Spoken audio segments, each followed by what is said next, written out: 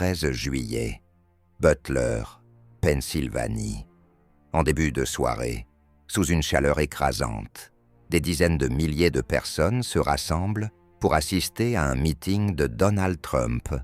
Dans quelques jours à peine, l'ancien président doit accepter officiellement l'investiture républicaine. Mais ce rassemblement politique va basculer dans l'histoire. En pleine lumière du jour, un homme tente de l'assassiner. Trump est touché, mais il survit. Voici, minute par minute, comment les événements se sont déroulés. La Pennsylvanie fait partie des 6 États clés capables de faire basculer la prochaine élection présidentielle. Butler, bastion conservateur et ville ouvrière, est largement acquise à la cause républicaine. La foule est immense, compacte, enthousiaste. Face à la scène, les partisans sont debout, assis, entassés jusque dans les gradins.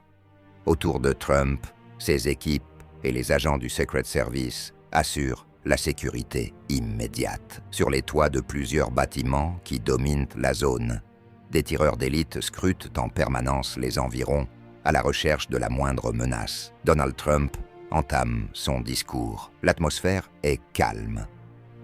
Rien ne laisse présager ce qui va suivre.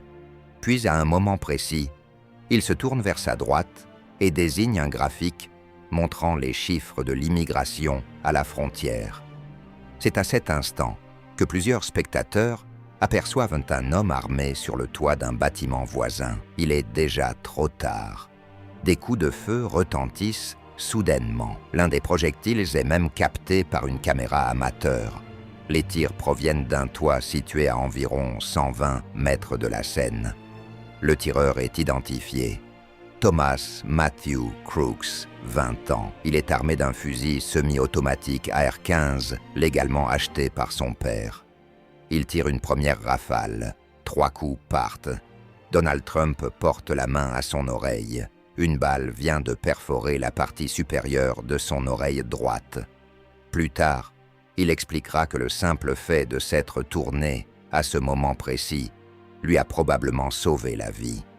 Trump se baisse immédiatement derrière le pupitre. En moins de 4 secondes, les agents du Secret Service se jettent sur lui et forment un bouclier humain. Le tireur continue. 5 nouveaux coups de feu éclatent.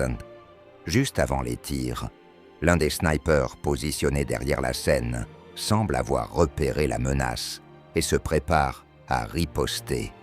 Peu après, le tireur est neutralisé. Les autorités confirment que les forces de sécurité ont abattu l'assaillant, sans pouvoir préciser quels agents ont tiré. Mais le bilan humain est lourd. Dans les gradins, un spectateur est mort. Cory Comperatore, 50 ans. 2 autres personnes sont grièvement blessées. Le micro de Trump est toujours ouvert. On entend les échanges tendus entre les agents. 42 secondes après les premiers tirs, le message tombe. Le tireur est à terre. Les équipes se préparent à évacuer l'ancien président vers un véhicule blindé. Alors qu'on l'escorte hors de la scène, environ 1 minute plus tard, Donald Trump se redresse. Il lève le poing. Ses lèvres forment 3 mots. Fight, fight, fight. L'image fait instantanément le tour du monde. La foule scande son nom, tandis qu'il quitte les lieux. Trump est conduit à l'hôpital, puis transféré dans la nuit vers le New Jersey. Son état est jugé stable, mais de nombreuses questions demeurent. Comment le tireur a-t-il pu accéder à ce toit? Pourquoi cette zone n'a-t-elle pas été sécurisée? Quelle était sa motivation? Thomas Crooks n'avait aucun antécédent judiciaire connu. Il était inscrit comme électeur républicain, tout en ayant fait un don de $15 à une organisation libérale en 2021. Il travaillait comme aide-cuisinier et fréquentait un club de tir local. Le FBI a découvert des dispositifs suspects dans son véhicule et à son domicile. Les analyses sont en cours. Au moment de cet enregistrement, l'enquête se poursuit et de nouvelles informations émergent presque heure par heure. Le président Joe Biden, ainsi que de nombreux dirigeants internationaux, condamnent fermement l'attaque et la violence politique.